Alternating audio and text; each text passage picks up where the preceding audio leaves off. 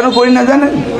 আমি সিস্টেম করেছিলাম প্রতিটি প্রাথমিক থেকে মাধ্যমিক থেকে উচ্চ মাধ্যমিক পর্যন্ত যেই ঢাকা শহরে বা সারা বাংলাদেশের সরকারি কলেজগুলোতে ভর্তি প্রক্রিয়া আমি করেছিলাম। এবং সেই জায়গায় ধরুন আপনার মেয়েটি যেই অ্যাপার্টমেন্টে থাকে, পাশের অ্যাপার্টমেন্টে আরেকজনের একটি মেয়ে থাকে না, এরা দুইজনে খেলার সাথী।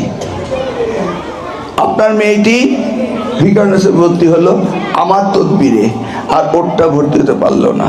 তো জিজ্ঞেস করছে আরেকজনকে, তুই ভর্তি হলি কেন? আমার মিলন আঙ্কেল আছে। আর এই মেয়েটি বলবে, ও মা, আমার কি কোনো আঙ্কেল নেই?